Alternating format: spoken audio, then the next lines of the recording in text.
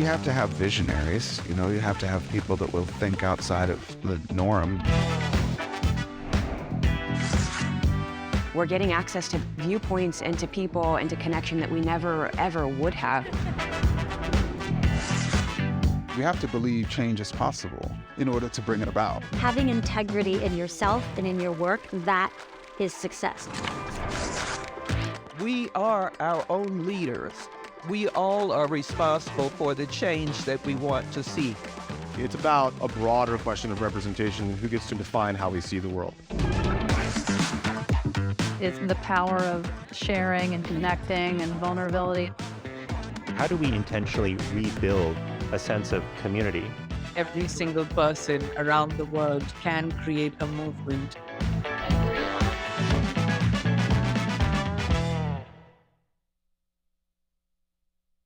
Please welcome Executive Vice President of Atlantic Live, Candace Montgomery.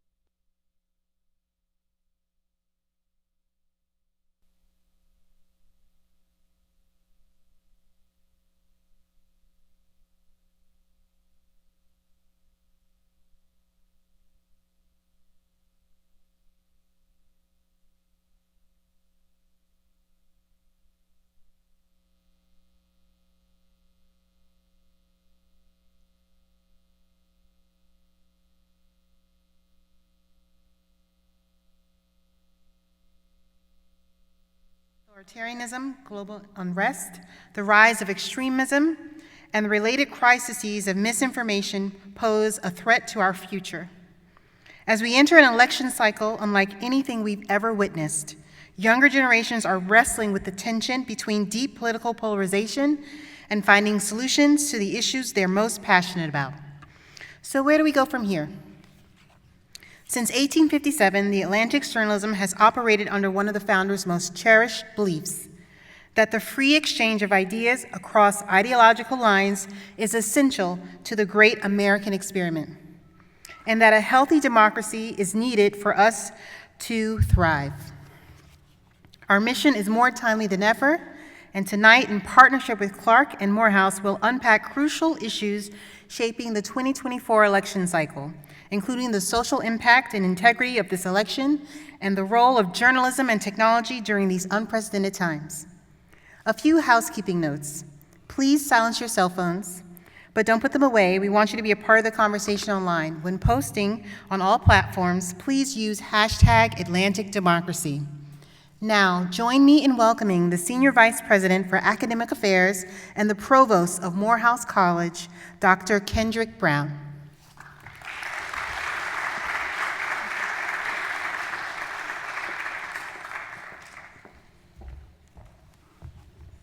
Good evening.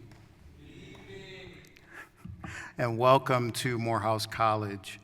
It is an honor to host this critical discussion, Democracy at a Crossroads, in partnership with the Atlantic.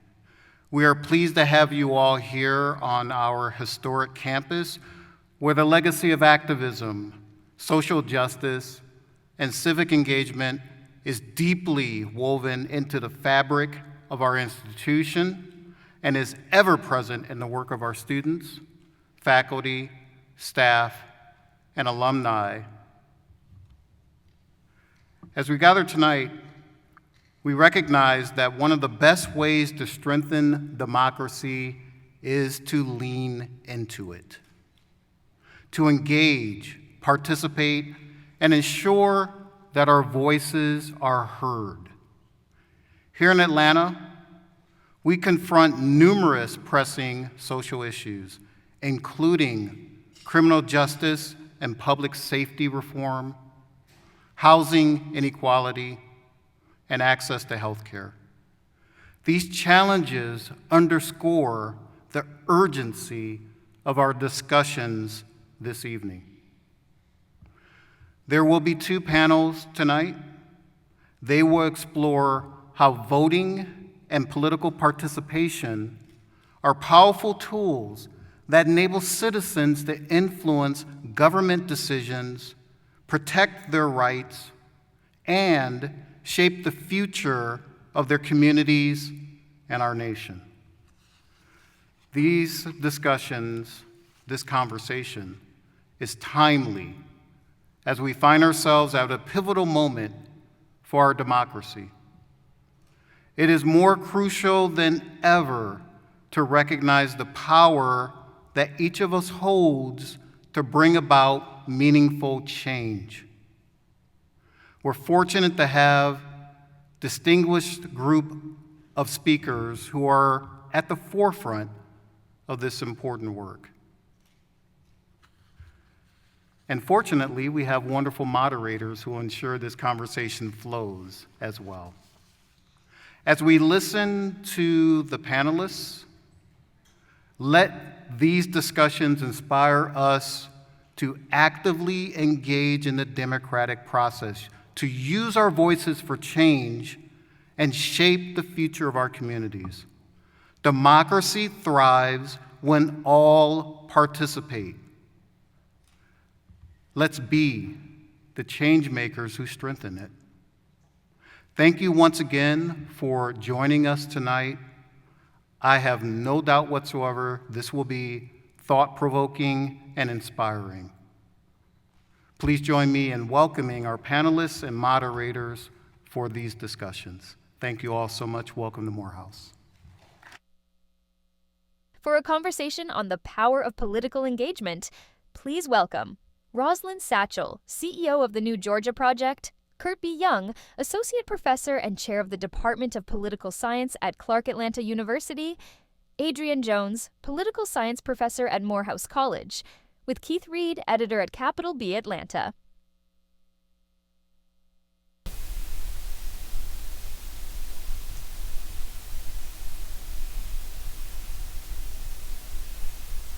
All right, great. Good evening.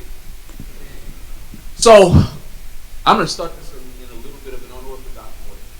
I see a lot of cameras and a lot of phones in the audience, and I know everybody has a device, so I'll need everybody to pull out your device.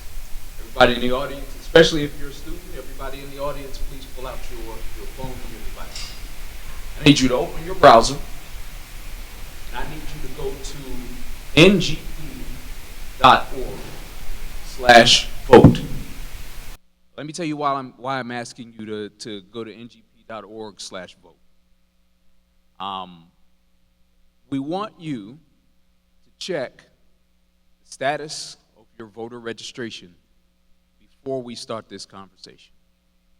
By show of hands, while you're all checking your status, how many of you believe yourselves to be registered to vote in the state of Georgia? It's about 100%. How many of you are aware of the number of changes to voter registration, to verification of voter registration, and to the ability to remove voters from the rolls just since the 2020 election?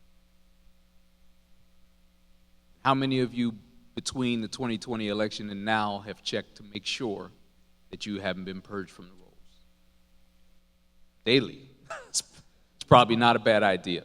So you don't need to give me another show of hands. I just wanted to make sure that everybody did that check just as a framework for the conversation that we're about to have. Because there are many, many challenges to your ability to vote and to your ability to have impact in this next election, in this upcoming election, and we want to discuss what those changes look like and what you should be doing to stay engaged, how those changes will affect your ability to stay engaged as members of the electorate. And one last word just word to set the scene here. This is a nonpartisan conversation. We want you to be engaged no matter what your political affiliation or stripe. But we also want you to know that there are forces that are at play that are very interested in having many of the people in this room unable to cast their votes or to have the votes that they cast count. So with that, I want to turn to my esteemed panel, and I just want to throw out this question to all of you to answer briefly. And that question is, what do you think is the greatest threat in the United States and in Georgia in particular between now and next month, or 2 months from now, a month and a half from now, to those in this audience staying engaged in the political process and ultimately being able to cast their votes and have their votes count? The greatest threat to democracy, the greatest threat to this election cycle is voter suppression. The state of Georgia has a long history, sordid history of voter suppression, and at least before, there were overt tactics, right? There were literal poll taxes. There were jelly bean counts.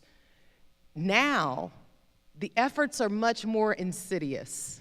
They are subtle, and a lot of people don't know what's happening.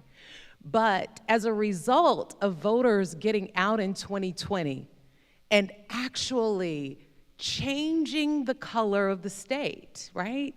That move alone was sufficient for lawmakers in the state of Georgia to actually put in place an omnibus bill that had as one of its major features voter suppression, SB 202. Again, this year we saw SB 189 go into effect and similarly put in power random challenges to voter status. So down in Chatham County, we saw one person challenge 20,000 voters and their ability to vote with no probable cause, so much insufficient evidence and justification that with some scrutiny by members of the public like us, we were able to push back and make sure that didn't happen. Here's the lucky part. 700 of those 20,000 voters that were challenged, 700 were new, young, Black voters from an HBCU named Savannah State University. We have to recognize these are targeted efforts at a particular community to limit the exercise of one's freedom to vote, one's right to vote. These are the greatest threat, in my humble opinion, to democracy as we know it. Can I be heard?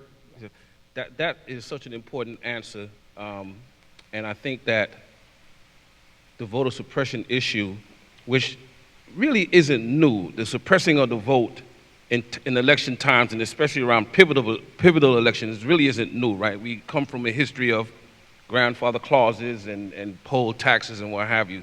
So we've seen this before, but I agree with that. So if I can just add maybe a 1A or 1B, since I agree that that's the number one item, I would add to that important issue the continued decay of race relations in American society right now. The question, though, I think spoke specifically to this election and specifically in the state of Georgia. Georgia is one of those states, as we all know, that is one of the purple states, right, with the prospects of becoming bluer. I'm not sure if we're prepared to call it a blue state yet. I don't know that I see that on the horizon. But there are dynamics that's unfolding in the state of Georgia that's bluing the state, even more so in 2024 than we saw in 2016 and 2020. Not least among those are the increasing number of individuals who continue to move to the state. There's a discussion right now, I think Charles Blow became a journalist with, I want to say the New York Times, said something really interesting a few years ago that had to do with this notion of the already evident remigration to the South, right? Black folk who migrated to the North. Mr. Blow is asking that we consciously make a political decision to remigrate that South. Now, I'm a part of that remigration to the South, right? I grew up in Jersey City, and we got to a point where we were ready to get out of the rat race and come to more tranquil spaces. And so we remigrated to the South. But that is now a powerful phenomenon, which has changed, transformed Gwinnett County. Those of us who have been in the Atlanta area know that Gwinnett County has been transformed. Who would have thought, I guess 20 years ago, that Newt Gingrich's seat would have been represented by an African American. So the Atlanta area is going through a transformation in terms of demographics in general, and certainly specifically the continued and expanding inflow of persons of African descent to the state. what are the implications for that at the level of race relations in the society in general, and certainly in the state? I think we're seeing some of these factors unfold right in front of us. I suspect that if indeed we're talking about, I guess 6 months from now, about a President Harris, the history has taught us that at times where we see advances in race at the level of electoral politics, shortly thereafter is a backlash, right? That manifests itself in all types of race-related, everything from violence to public policy shifts. Many would argue that Trump was a backlash to what happened in Exactly 2008 right. when we- Exactly right. And President Trump in general, and January 6th in particular, right? And I guess we shouldn't even start with January 6th. We can go back to Charlottesville and other expressions. So we knew that something was coming if we had studied the history, which we did, and to see that in addition to the problem of voter suppression, the continued expansion of decaying race relations in the state is a threat. And I think we should be prepared to see more of that unfolding in front of us. Biggest threat over the next month, voter apathy. One of the reasons why we were able to pull out these recent elections, and in particular 2020, is because people turned out. Despite the legislative and insidious changes that you mentioned. Number two, the SB 202, it has some high profile, very obvious voter suppressive aspects, but this issue of certification is a problem. If my election administrators refuse to do their ministerial duty and certify the election that we actually have, and delay or simply refuse to acknowledge that Georgians have voted, there's going to be a problem. I'm really excited in the last month at the high level of enthusiasm of my students in particular that has occurred. Since some changes were made in this particular election. And I really want to encourage you to show up, to cast your ballot, and to make sure that your friends, family, and anyone that you know who lives in the state of Georgia or in any of these swing states is doing the same. I'm looking for a couple of these lawsuits, one of which is by the GOP, to perhaps tone down on the issues with the certification. But that issue of certification means that we need a landslide if we can get it. And so, for me, I would say that is the biggest threat. I want to come back to that issue. You all brought up very significant issues, but I want to come back to this issue of certification. So what you're speaking about in Georgia is this issue of whether or not county level election boards have to indeed certify the vote. I'll editorialize a little bit here so that everybody fully understands what's happening. So in Georgia, elections are actually not run at the state level, they're run at the county level. Every county in Georgia, all 156, has a county level election board. They are responsible for the adjudication of elections. They are also responsible then for taking the tally of those elections and certifying them before the state legislature, which is what makes your vote official. And recently, there is a state-level election board. And what that state-level election board, which, by the way, is made up of people who are not elected to their positions but appointed, that state-level election board decided for itself that it would pass a rule that would make it easier for the county election boards to simply either ignore or do what's called a what was the term that they use? Reasonable inquiry. Reasonable inquiry into whether or not elections should be certified. So what used to happen is you'd vote, they'd certify. What could happen this year is you'll vote, maybe they will, maybe they won't. So just to make sure that everybody here is on the same page and understanding what's actually the present situation in Georgia. What can we do? I just want to say that is going to make it easier for the issue that happened on January 6th to be more successful, That's right? it. Am I going to send the electors to Washington, D.C., to the Electoral College meeting that represent the vote that happened in my state? And I'm going to need for the proper electors to show up in Washington, D.C. And we have to recognize that there's been a concerted effort by the Republican Party to place election deniers on those boards. We can have a nonpartisan conversation, but we've got to actually indicate that that is a concerted party-based effort to make sure that there is enough reasonable suspicion that they can actually make those false claims of fraud once again, right? It was the voter fraud allegations that created the context for these laws to be put in place and for these rules to change so that we can actually doubt our system of governance, even though the Secretary of State was adamant about the fact that there was no voter fraud in the state of Georgia, that there was no problem with non-citizen actually voting, but still we're seeing these intimidating signs going up in polling precincts with a reason. I mean, that's really, there's a reason behind it, and it is intended to intimidate the voters who are less likely to vote. We call them high opportunity voters. As the CEO at the New Georgia Project Action Fund, what we get a chance to do is actually hear from Black Georgia voters and study their responses about what actually incentivizes them to vote and what causes them pause. So I want to bring that conversation to connect those two dots, right? Because this is a conversation that's about engagement, and you talk about high opportunity voters and the ability to dampen their enthusiasm to go to the polls. Kurt, as an African American man, I had a similar conversation with Stacey Abrams in 2021 about talking to Black men and getting them to come out to vote, making sure that they took the opportunity to make it to the polls and did not have their spirits dampened by all of and many of them, what she said was, as I go around the state and talk to many Black men, they feel as though their votes simply don't count.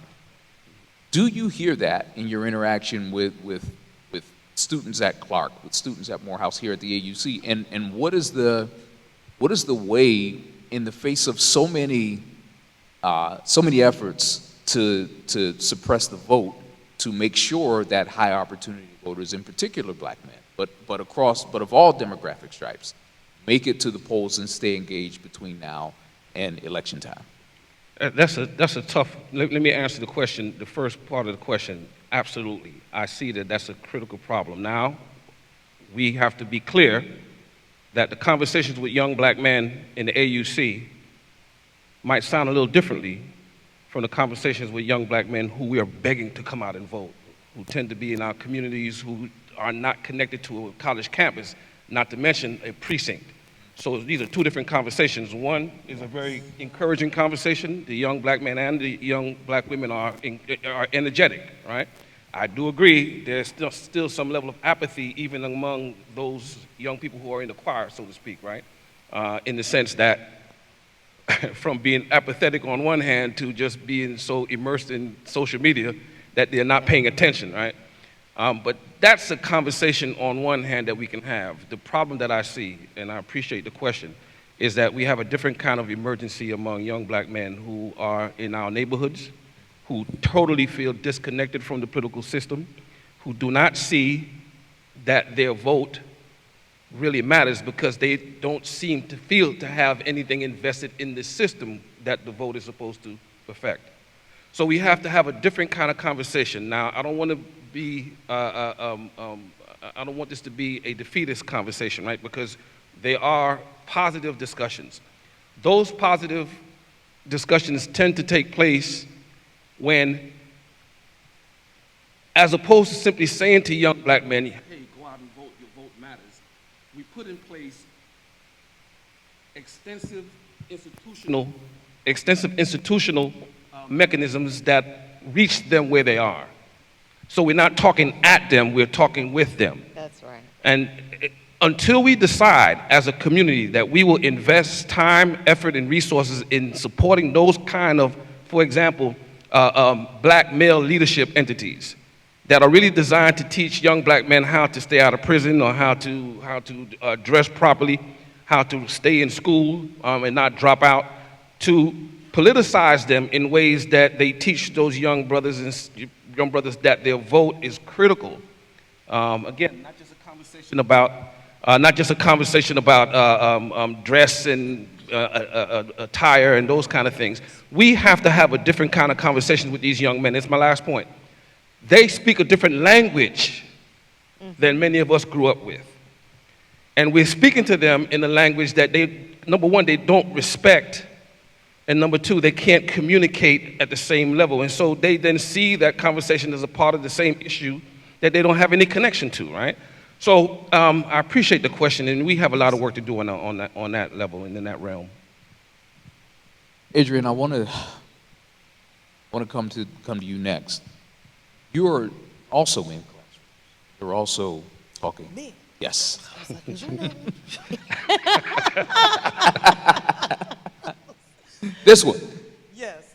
You're also in classrooms, and you're also talking with students. Are you seeing a level of engagement? Are you seeing a level of involvement from students who are enthusiastic about voting this time? I am, but it's recent. I do think that the complaints, if they are on the Democratic side, people were not excited about either candidate. I felt as if the social media talking points were really taking over. But when they made this switch with candidates, it was a sea change. It was like the fire just erupted. I mean, the gentlemen are organizing with themselves, with the other AUCs, with the other HBCU campuses, in their fraternities and sororities. I find that to be very promising. I by no means think that voting is the only thing that you're gonna need to do in order to have an effective democracy. We are in a situation that is extremely polarized, with actors who are far to the right, who are stimulating this race division. So we are not out of the water, regardless of how this election turns out. But I also think that for the gentlemen who I work with to be civically engaged at this point is important for this election and for democracy as a whole, but I also think it's good for them over the course of their lifetimes, right? That stimulation today and that translation such that they feel like their participation matters, which is what I hear you saying about, folks who might be outside the college environment. I want to think about that some more. I think that this conversation, the contest between Warnock and Walker, the 2020 election, and even 2018 when Stacey Abrams was running, I feel like these elections have given the students that I work with an opportunity to lob on. And I think it's important for us in democracy. They're not trying to stop you from voting unless that's important. But it is also important for you because I'm going to want you to civically engage across the course of your lifetime. And that's at the ballot box, that's at your church, that's in your family, that's in the organizations where, what you have to say in your contribution is going to matter. And it's going to mean that you're going to need to step up and vote literally or metaphorically. It sounds like what you're saying is that in some ways, the election of Trump and his subsequent race for re-election has become a catalytic thing for a generation of people who are coming of age in that time. In the same way that in 2008, the election of Barack Obama would have been catalytic for slightly younger or a slightly older generation now. Do you think, is this a generational shift in terms of political engagement, or is there an opportunity for that, or am I hearing something? I think it's a generational shift. We were talking about when I came to Clark, And I felt like the students were very apathetic. And one gentleman at Clark said that, he wasn't connected enough to the John Lewises or those who, risked their lives to vote in the 1960s. But, it is a forward movement for Black people in the United States, and then backlash and forward movement. And so I need students to become engaged in that forward movement, because they're going to try to push you back.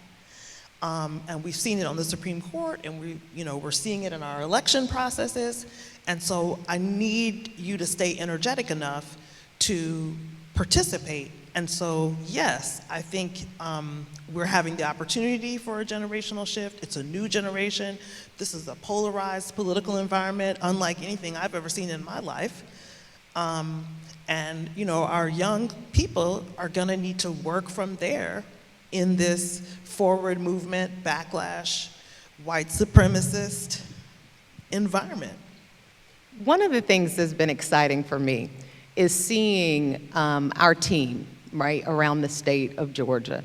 We have about 120 staff members who are doing amazing work around the state of Georgia in rural communities, forgotten of communities, historically left out communities, folks who have been underestimated across the board, right?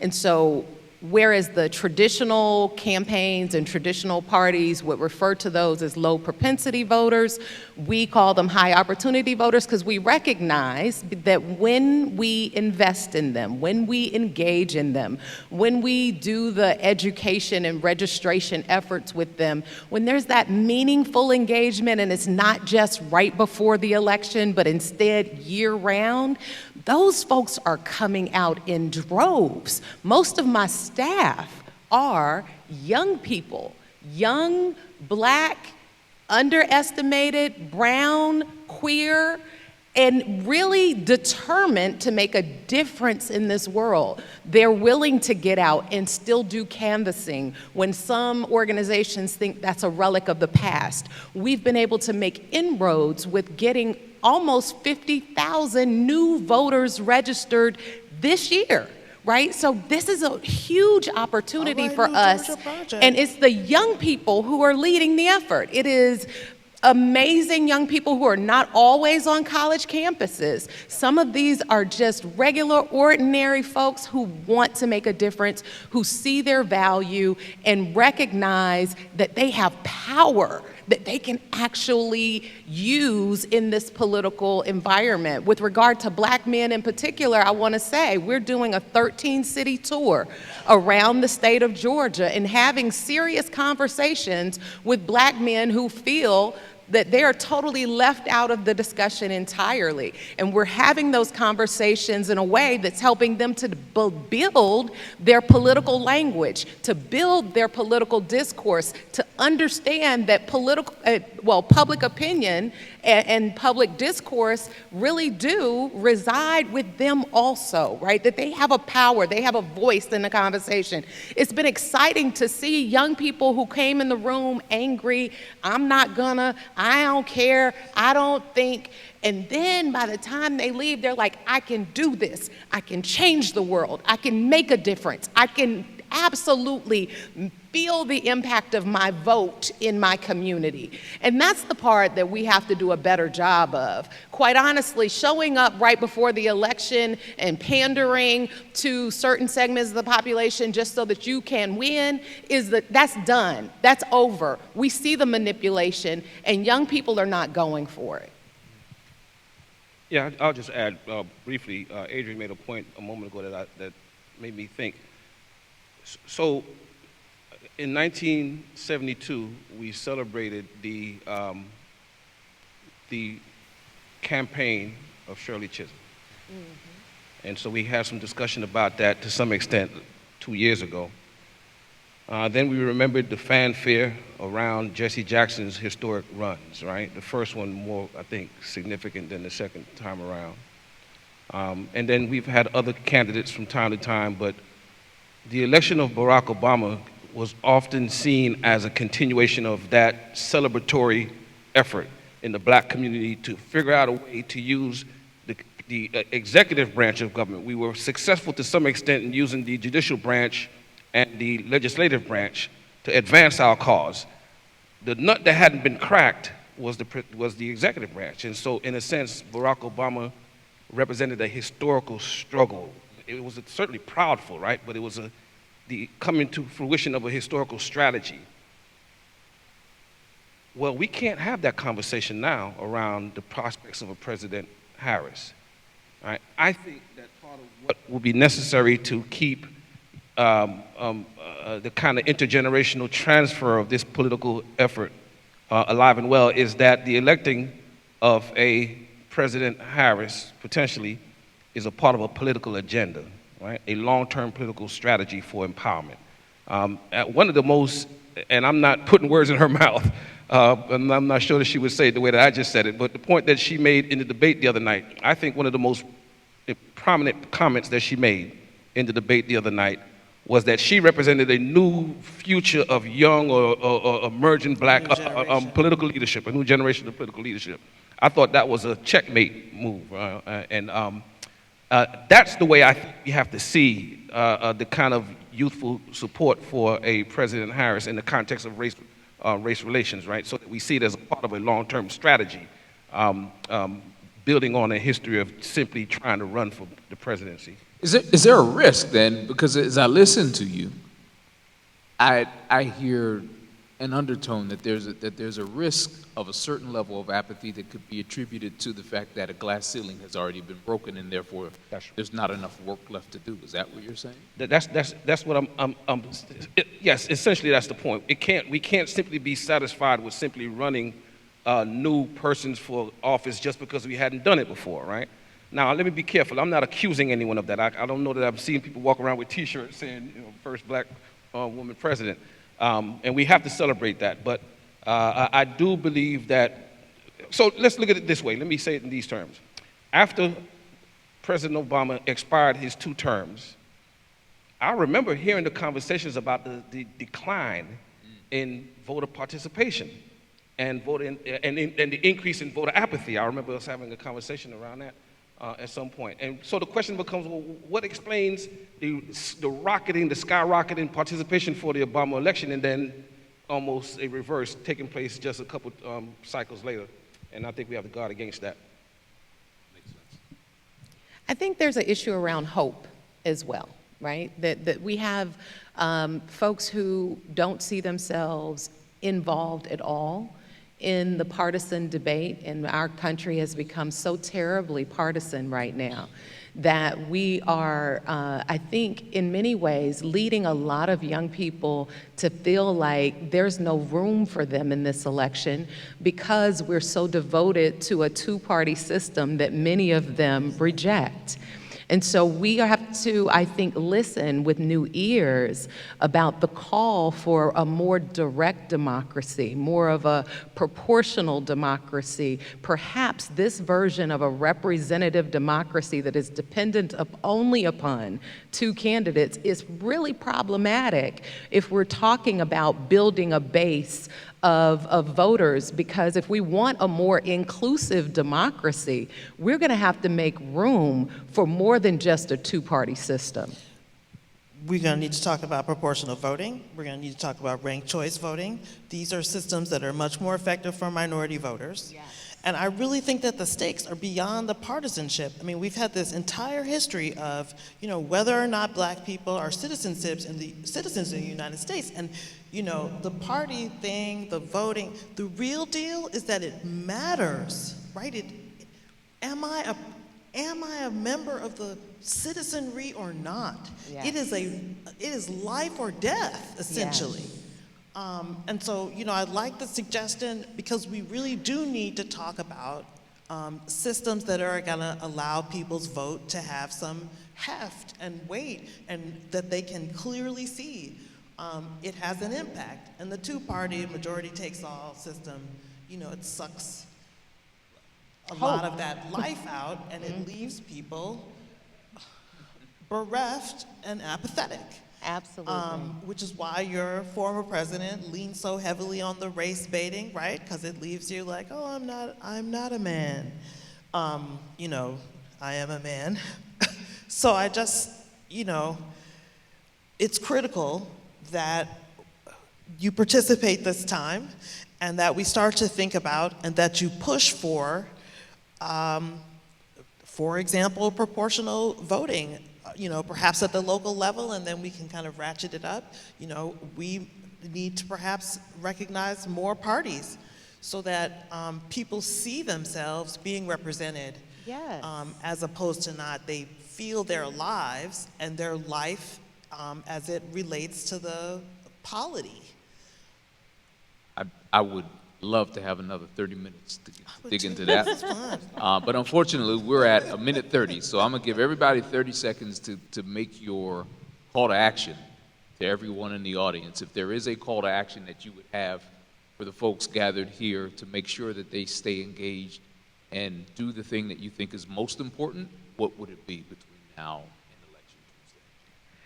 Most important is registering to vote, right? October 7th is the deadline for registering to vote. Please make sure you are registered to vote. If you're not sure, go to ngp.org/vote. ngp.org/vote. If you find that you are registered and you're all good, then I want you to get out to vote by October 15th, 16th, 17th, right? Like we got to get in there early. We've got to do early voting. Do not wait until November 5th. I want you to register and make sure you are voting on October 15th through October 30th, right? Because the last day of early voting is November 1st. I want you to make sure you're registered, make sure you vote, and if you've done all of that, I need some volunteers. ngp.org/volunteer. ngp.org/volunteer. We're doing rides to the polls. We're doing poll monitors. We have attorneys serving as vote defenders. We're asking clergy people to come out in their clergy vestments and actually be there and ready to help folks who find out that they are not at the right precinct. There's so many things that we are hoping you will do.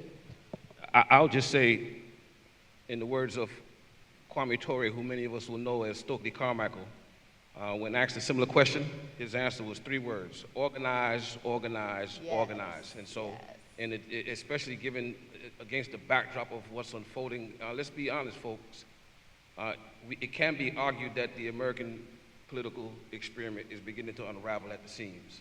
And we just have to be honest about what that looks like, and I think we're seeing some symbols of that. And so, how do you respond to that? Organize, organize, organize. I have to agree. I think it raises your enthusiasm when you have the opportunity to participate beyond just at the ballot box. This suggestion to early vote is critical. If in fact your registration does not stick, let me tell you that it is very disheartening to show up on election day and find out that you are not registered. It has happened to me. And this is not something that you want. 1, it means you can't cast your ballot. But 2, to my point, it really undermines your enthusiasm and wherewithal. So the suggestion to go for the early voting and then be available to drive folks or to support people on election day, I think is expert. Thank you. And also we have a site. If you, like Dr. Jones, get to the precinct and you find out that you're not registered, fixmy.vote is a site where you can go and actually push back, get help and assistance to support you in making sure that your vote counts. Fixmy.vote. Awesome. This conversation was amazing. I want to thank our panel, and I want to thank all of you for being here, and I want to thank The Atlantic for hosting this conversation. Thank you. One more panel to go. We'll be moving off the stage.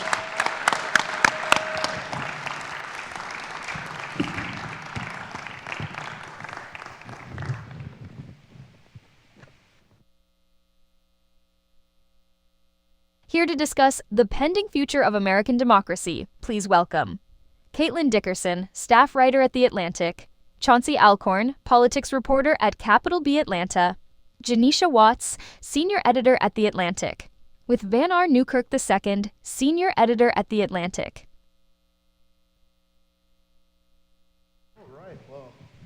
Y'all hear me? Good. Thank you all for joining us this afternoon, this evening. Thank you to the rest of my esteemed panelists for joining me. It is good and beautiful to be home. I graduated from this amazing campus 14 years ago, and back then we did not have a barbershop on campus. So I had to walk to the West End Mall to get my haircuts, which I lost a lot of money walking to the West End Mall to get my haircuts. Now I want to start. We're talking about the future of democracy, which is not an issue that we can get to the bottom of in 30 plus minutes. But I want to start with an exercise. How many people in this room remember where you were when President Obama was elected in 2008? This is one of the first rooms I've been in where there are people who don't have their hands raised. And I think that is one of the things that's going to set the stage for our conversation. We are in a new, strange, different era when it comes to democracy. It comes to the norms that are being debated and that are being challenged. And especially with the fact that we just had a very consequential presidential debate, I want to start by asking each of us, each of you, what issues that you are following in your work that you think are important in this upcoming election. Start with Caitlin. Hi, everybody. Thanks so much for having us. In the election, I'm following most closely the subject of immigration. That's what I've covered the most over the course of my career in journalism. The last story that I did involved crossing the Darien Gap, which is a 90-mile stretch of land that extends north out of South America. It's the only way to make it toward the United States on foot. And I did that with people who you heard mentioned in the debate on Tuesday night. And of course, what I saw and learned from them about their experiences was very different from what you heard on the debate stage. I've actually covered every midterm and general election since 2012. This is the first time, because I'm writing a book, that I'm not writing about politics on a daily basis. But having covered immigration over the years, I see patterns repeat themselves. And I'll bring up too, I saw we had a question from students about criminal justice and about the narrative around felon versus prosecutor that you hear on the Democratic side. I think there are some parallels actually between that conversation and, on the Republican side, narratives around migration. Of course, you can't separate migration and race, and so this is all the space where my focus tends to be in any election. Again and again, we see in elections this really simplified narrative where people running for office want to build up a bad guy and say, I can protect you from them, right? This goes back to the very beginning of American politics, and you see trading on these same false stories again and again, literally over 200 years. This idea that immigrants, that Black people are predisposed toward things like disease, toward criminality, toward immorality, biological inferiority. It's disappointing, but it's not surprising at this point. So one of the things, just to wrap up, that I'm trying to do with this election is not necessarily be the person who's going to Springfield to talk to the city manager and get them to say on the record, you know, none of what you heard about Haitian immigrants eating dogs is true. I think that's really vital work, and I've done that many, many times, and I'm glad that people are doing it now. You have to do that. And what I'm doing is trying to complement that work by zooming out and talking about the historical context and the patterns to try to arm readers of my work with the tools to be able to hear those narratives, whether they're being used about migrants or whether they're being used about Black people or whether they're being used about whatever marginalized group, and just say, okay, well, we're doing that again. I know this is a trend. This is as old as our country, and just immediately be able to pick that out and identify it as false. Chauncey? So I'm Chauncey. I'm a reporter with Capital B Atlanta. I cover politics. A lot of my attention over the last 3 years or so has been on the issue of housing. So this is something that Vice President Kamala Harris addressed during her debate remarks earlier this week. And it's an issue that is a national crisis that disproportionately impacts Black people by and large. What has been going on in Atlanta and Georgia with the affordable housing shortage is not as bad as what we've seen in other places like California or Seattle, Washington, or in some cases New York City as it relates to homelessness. But what we have seen in Atlanta in particular, the Atlanta metro area, is generations of Black people who've lived here who may be lower income are now being priced out of their own city as Atlanta continues to grow and expand, as new companies come in, new people come in from other parts of the country. They are driving up the cost of rent, disproportionately Black people across the country, but in Atlanta in particular, are renters, not homeowners. And as the price of rent goes up, and you've heard this quite a bit, I'm sure if you follow the news, wages for folks are not keeping up with the rent. So you're finding more, and increasingly this year, last year the homeless census found a 33% rise in overall homelessness in Atlanta metro, and something 80+%, I believe it was 83% roughly, of those who were unhoused identified as Black.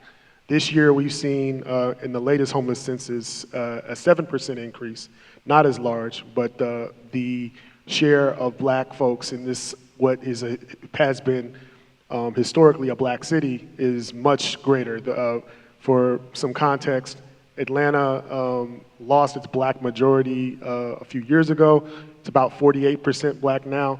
But we're talking about something like 83 to 85% of the people who are unhoused in this city are Black.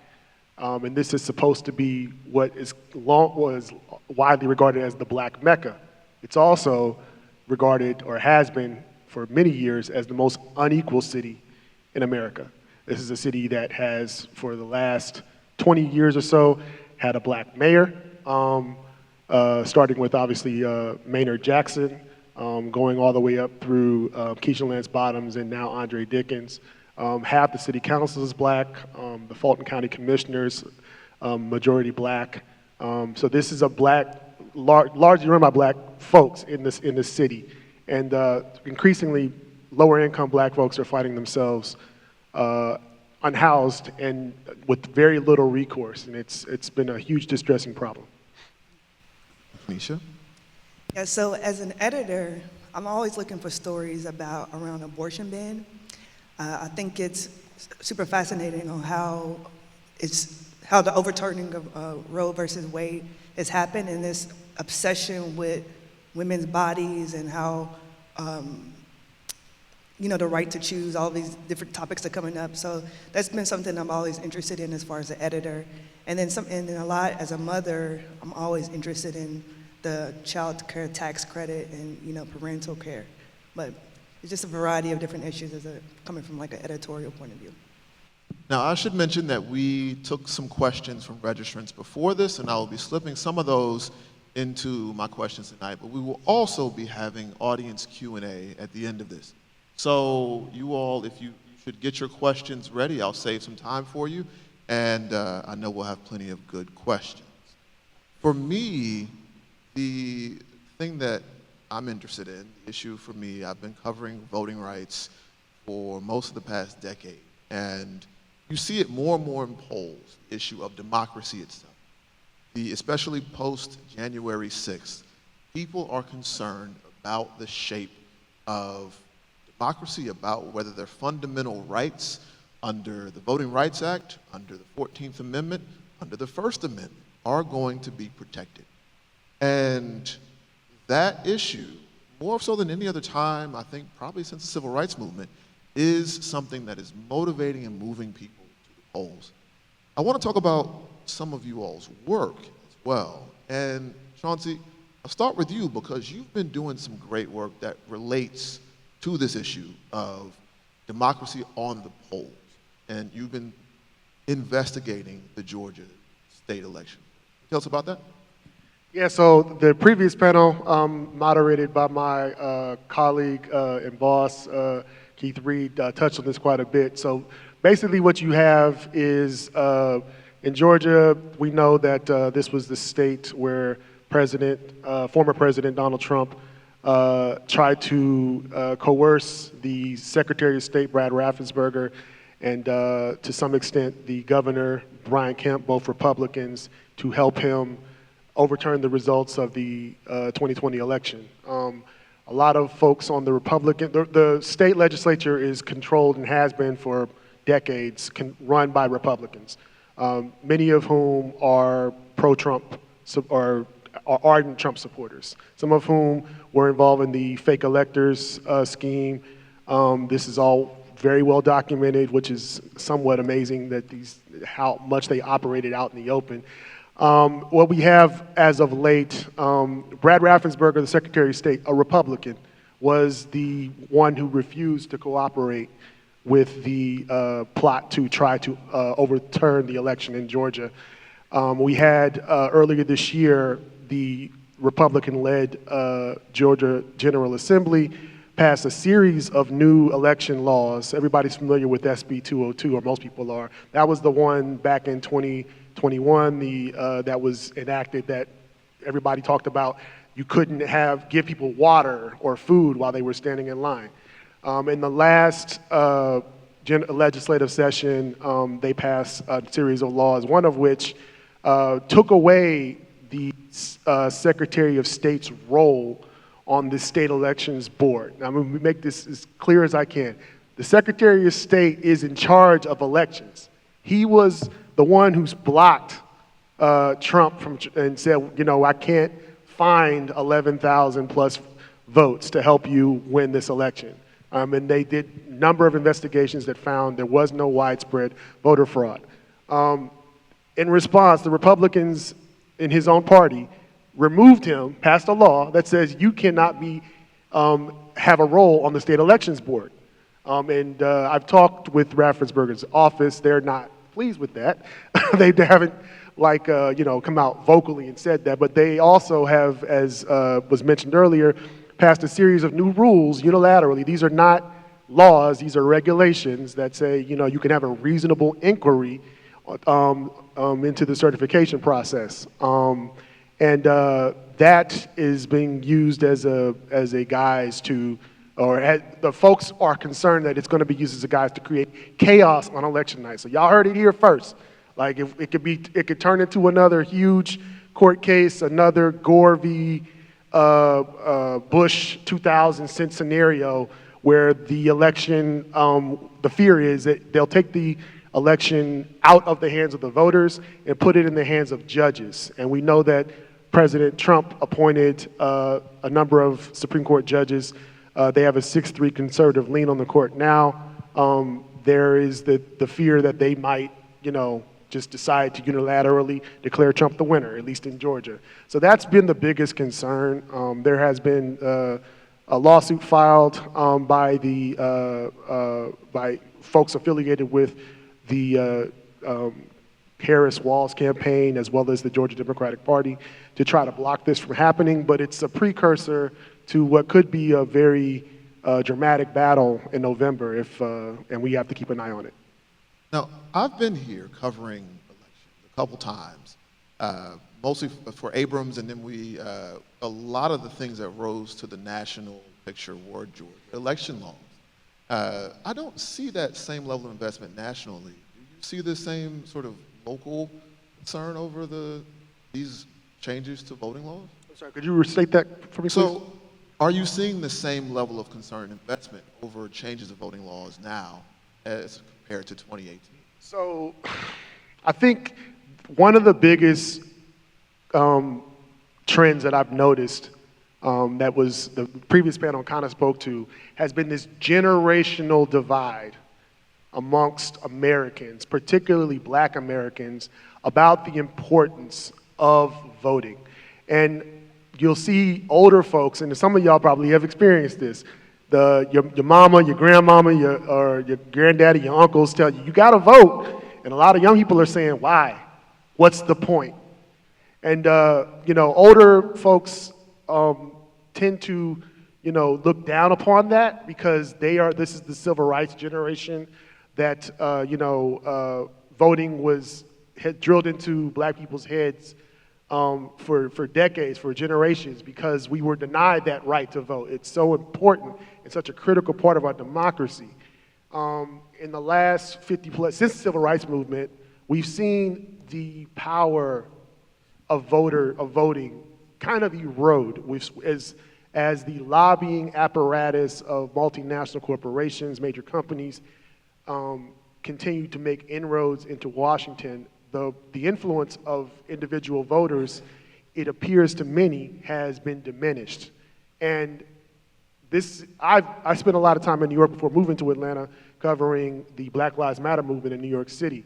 When Eric Garner was choked to death in the streets of Staten Island, and then his killer, Daniel Pantaleo, police officer, was not indicted, there were a lot of young people at the time who got out in the street and they said, we're gonna protest, and then they're gonna see that they were wrong, and justice will be served, because that's what they had been taught. That didn't happen. And a lot of what we saw throughout the Black Lives Matter movement was Americans, young people in particular, out in the streets trying to exercise their democratic freedoms. And by and large, their calls for justice went largely unanswered. So I would argue that what we're seeing now amongst young people is a reaction to that they've seen how much activism has gone unanswered, the latest of which example is what's going on in the Middle East, in Gaza, where you have poll after poll show a majority of Democratic voters want a ceasefire, but the President of the United States, while he has called for a ceasefire and pushed for it, has refused to stop sending military aid to Israel. There was, at this campus, as many Morehouse students know, some students who objected to the president speaking at Morehouse because of that. They didn't want their taxpayer dollars going to subsidize what many have characterized as a genocide. And the lack of action on that suppressed and depressed a lot of young voter enthusiasm. We've seen that dissipate with the rise of Kamala Harris.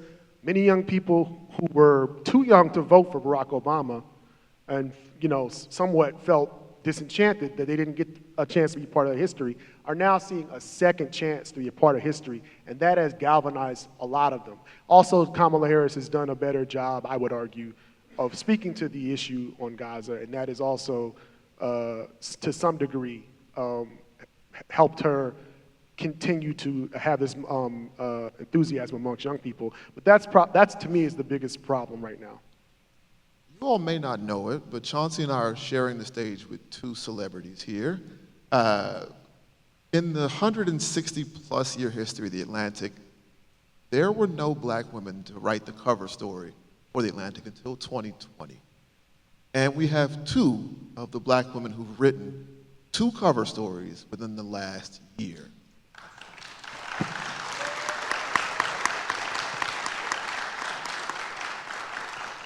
And I want to ask you about those stories. Caitlin, you already told us about the Darien Gap. Can you tell us about what you've learned about the media's role and about how people have responded to that story? Covering immigration, I pay so much attention to the machinations of what's happening around the world, who's coming on any given day, where they're coming from. And so editors would laugh at me now, but when I set out to the Darien Gap, I thought, well, everyone already knows everything that's happening there. what am I going to be able to tell them that they don't know? And I learned that, or I probably knew to some degree, but I saw for myself the significance of what it means to write an Atlantic cover story. It sounds great, and the Atlantic is an incredibly storied institution, and it's such an honor to be among this small group that hopefully grows a lot very quickly. But what it actually practically meant is just so many more people getting exposure to this global phenomenon. I mean, I write in the piece about how displacement globally is at the highest level it's ever been. 1 in 69 people on planet Earth right now is displaced from their home.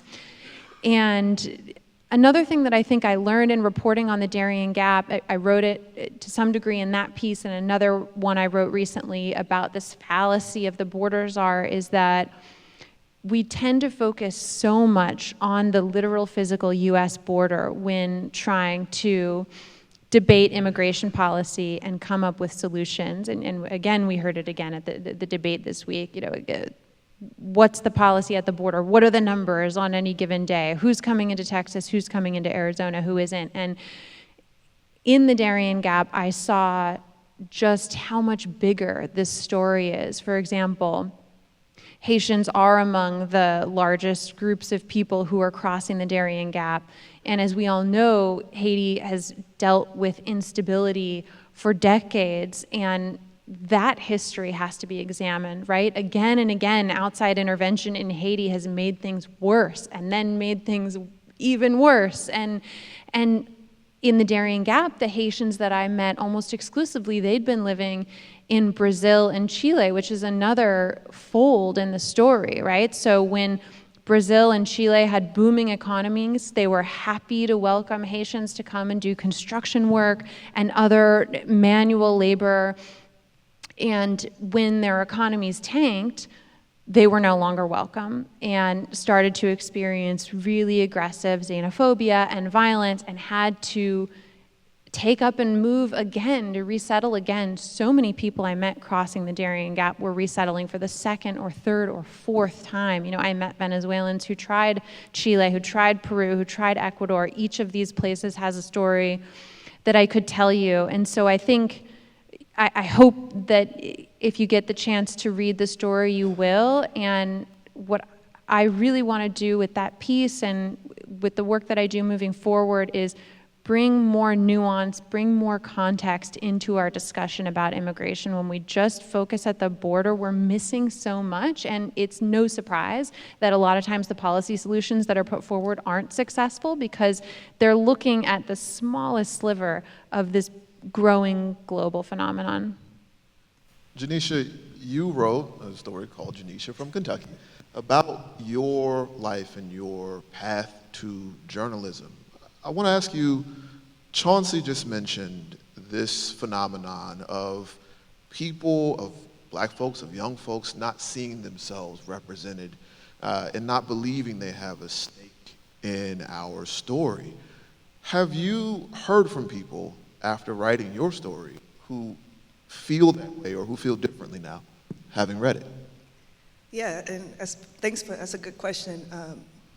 I think the biggest thing for me is people being able to see themselves in my story that necessarily wouldn't, and what I mean by that. So my story also, I write a very personal essay about my mom having a crack addiction and how I grew up in a crack house and basically was able to get out of my situation because of education. And I think the biggest thing is just that people were just surprised to read a story with characters that was familiar to them, like a mom that maybe was addicted, a brother that, you know, maybe in and out of jail, the foster care system. So I think that is, I think it was important to tell that kind of story, especially on a platform, to Caitlin's point, on a platform like the Atlantic, because it's, you know, you don't hear so many stories, or when you do hear those kind of stories, it's always black and white. And I think with my story, I really wanted to show the complexities of what it is to have a parent that's addicted Also, the power of books and education and literature and mentorship, and how all that stuff can transform people and transform your life. So I think it was important. Now I want to ask each of you, what is the role of, we're all journalists, what is the role of media right now in this conversation on democracy and bringing people into this story and making sure that people are informed in this age of misinformation? I'll start with, well, Caitlin, you raise the mic first. Well, I have an answer, but Chauncey was over here shaking his head, so I want to know what he has to say. Can I follow him? Well, I think about this all the time. I've said this before. The role of the media has never been more, in my view, if I'm being honest, broken in a way. In terms of folks who don't trust journalists anymore. Some of that has been fueled and amplified by the former president, but he's not the only person to blame. The decline of local news and local journalism has been a major problem. When people stop paying attention, when journalists stop engaging at the local level, the power that we are there to be as a check on the balance of, people in power, they notice that too. You're seeing more in Atlanta abuse of tenants. You're seeing more exploitation of marginalized people by powerful institutions, in part because of a decline in local journalism. And so for that reason, it's never been more important what we do, but it's also never been more challenging to capture people's attention. In a 24-hour news cycle, when they have so many options and the media market has been bifurcated in so many different ways, people are not, like my mom, who loves MSNBC and CNN, most young people are not watching that. They're getting their news on TikTok and Instagram and, to a lesser extent, Facebook and other news sites that, where there's lots of different disinformation. So it's never been more challenging to do this job, but it's also never been more important. I completely agree with everything that you said. I'm glad I had you answer before me, Chauncey. And when you talk about the decline of local journalism, I think about California, where I grew up. Some of you may have seen recently stories about corruption just up and down the state of California. And our biggest paper, the Los Angeles Times, is really a shell of what it once was, not to mention the San Francisco Chronicle. We barely have a paper in the town where I grew up, and it has an impact. Institutions really suffer. I think there are so many forces at play when it comes to the decline of news, so I don't want to make it seem like I think this is our fault, but I do think about the disillusionment that exists, the frustration with the media, and maybe it's just my personality, but I do think about how can we do better and try to meet people where they are. We heard about that tonight in the context of voting rights, but I think it's true for media as well. Our job is to hold institutions accountable, and we love to do that, but sometimes we forget as journalists we do need to be held accountable too. We need to be answering hard questions that people have. When it comes to covering politics, we need to not be covering politics like it's a football game. It's not a sport. We need to fact check. And as a colleague in the news tweeted, I think during the debate, if there's unequal lying going on, there's going to be unequal fact-checking. We can't engage in being fair, which is something that I really believe in. I'm a traditionalist when it comes to reporting out all sides, and that means really getting to the root of what's informing people's positions, even if they're positions that are very unpopular. But I think we can go too far, and you see examples of the media going too far when trying to find balance. And what that looks like is false equivalence. It looks like actually elevating falsehoods rather than calling them what they are. I had an early mentor in investigative reporting who said to me that being fair, being balanced, doesn't mean every single perspective gives equal weight if one perspective is specious, is only held for the purpose of manipulating people. So we have to really stay true in this election and in politics moving forward to the ethical standards and the rules that exist to guide journalism as the fundamental pillar of a functioning democracy that I believe that it is. I think that we have good standards and we need to stay the course. The last thing I'll say is that I've seen so much good investigative journalism recently about institutions, private companies, elected officials who've been involved in corrupt endeavors. And when I see all those stories, I think, wow, I haven't seen much work like this. There was almost this gap in time, and it was the Trump administration because policy was changing so fast. We were all racing to keep up with the news, myself included. On immigration, it was, I could barely catch my breath, and so I wasn't getting to do that deep investigative work that we need to hold institutions accountable. So that's another challenge for us. We have to figure out how to do that fundamental democracy supporting work and stay on top of a fast news cycle. It's sort of impossible, but we have to figure it out. Now, I have something I want to say, but before I do, I want to have everybody, if you have questions, we are going to have mics running, and after I say what I'm going to say, we have time for a couple questions. Well, Janisha, you go first. No, I wanted to add just to the chorus, one thing I wanted to talk about is I think one of the biggest roles for the media is our job of not looking away. And the reason I say that is because my last story I did for The Atlantic was on Sonia Macy, the black woman who was shot and killed in her kitchen holding boiling water. And we always hear about we always see these type of stories, and sometimes you get numb to it. But I thought it was important as a journalist for me to write about her humanity, how this woman died like she was in her most vulnerable state, wearing her night clothes, her headscarf, and she called a public servant for help, and she ended up dying. And I just think that's kind of important as our jobs as journalists to show like the complexities and the nuances of people like that, because she dealt with mental health issues, and sometimes society may want to write people off like her, but I think our role as journalists is that we can't look away. You said something much better than what I was going to say, but I think we're doing this program here. There are professors of journalism in the audience. There are some people, some students who are taking journalism classes, some young journalists, and I do want to say, I got my start writing for the Maroon Tiger, for the Spelman Spotlight, and if you were actively making journalism now, you're not a future journalist. You're not somebody who has future skin in the game.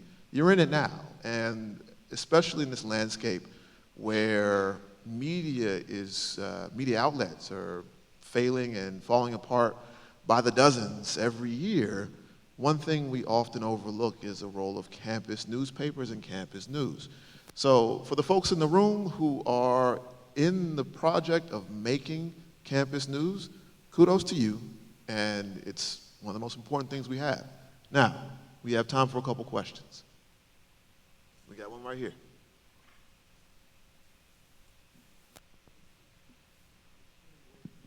Yes. Yes, please.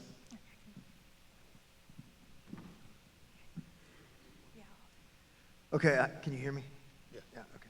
So the title here we have is The Pending Future of American Democracy, and with the last panel and with this panel, we're thinking about what's coming up and about getting people engaged and about getting people excited and about how do you get particularly black male individuals engaged in the voting process. How are we preparing for the day after, what if the worst case scenario happens? How are we building a landing space for, yes, you voted and it still didn't matter. And all that stuff that we built up and we got you there and they still challenge your vote. What do we do about that? I mean, do you see where do we go at that point? And are we building a landing space? How are we preparing people for that possibility? Well, I'll take it. To borrow from the previous panel, in that panel, they talked about how voting wasn't in the beginning and the end of political engagement. And at least as far as I've seen, and I've been covering several elections with different results, the interventions that have had the most traction and have motivated and activated people the most over time are those where your pitch is true before the election and your pitch is true after the election. So where they're empowering people to be in their community, to use their voice, not just voting, to be working in local nonprofits, to be engaged in your local civics. Those are things that, regardless of a single outcome of an election, help people stay in the game, stay in the system, become politically activated and motivated people. And as far as I've seen, the data shows that those types of programs are ones that create people who are long-term voters. So I think if you're talking about young black men in particular, pitches that come and say every 4 years, you got to get out there and vote, and this election is the end of the world, and if you don't vote, it's the end of the world, they don't create motivated voters over time. They create people who, even they go out once and they see, oh, wow, I did everything you told me and things still turned out a way that I don't like. That is a good way to create somebody who's never going to be involved in the system again. So I think you have to have a message that plugs people in to their community on a long-term basis. Good time for me.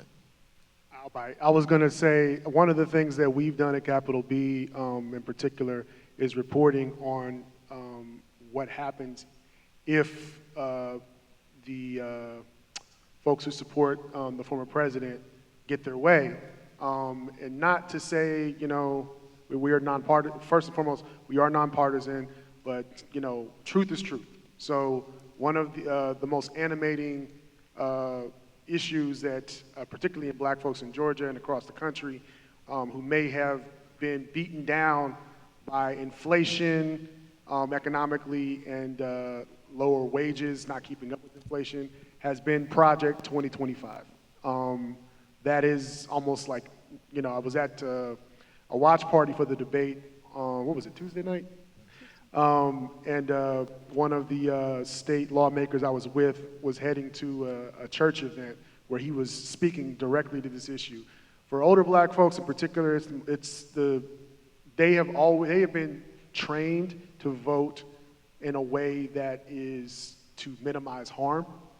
Younger people are like, I'm not just here to pick the lesser of two evils. I want to vote for something that I believe in. Older folks are like, this has always been how it's been. We had to choose during the civil rights movement, and I'm not including myself in that, just to be clear. I'm 41, but I ain't that old. But it's been a tradition for black people to try to vote to minimize harm, and older folks understand that. Younger people who were born around the time of a black president, they've known that. They've seen black mayors. They've seen all of these, what did Cornel West say? Dark faces in high places or something like that. They've seen all that, so that doesn't impress them as much, and they want something to vote for. Nevertheless, talking about the issues and what would happen if certain people got their way, and also warning people, this is the state election board, this is what they're doing, this is their alleged plan to change the election results. These are issues that you report on and you try to make people know about it and hope that they care, because frankly, a lot of people are saying, what different, we survived one Trump term, we can survive it again, or it's not, it's more fear-mongering. Every 4 years they say it's the most important election of your lifetime. And when you don't do anything as elected leaders to help the populace, or that's how it's viewed, or their lives don't improve, eventually they will tune out and they'll say, why does it matter? So I think this election cycle has been a wake-up call for a lot of people. And if they don't do more, regardless of what turns out, if they don't do more to be responsive to their constituents, people will stop caring and they will stop voting. I think that's all the time we have. So thank you all for joining us tonight. Thank you to our wonderful panel. And thank you to all my Morehouse brothers. Take care.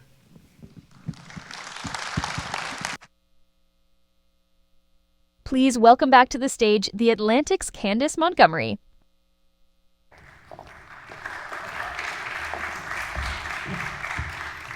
Thank you all for joining us tonight as we examine this pivotal moment in American history. To stay connected to what's happening and why it matters, all Clark Atlanta and Morehouse College students have been given free access to The Atlantic. To start reading today, visit theatlantic.com/college. Also, please take a moment to share your thoughts with us by completing our post-event survey. It's going to be in your inbox. Your input is very important in helping us shape the future of programming here at Atlantic Live. Thanks again to all our speakers, and I want to give a special thank you to our partners, Clark and Morehouse. For more information or to join us for upcoming events, head to atlantic.com/live. Thank you all, and please get home safely.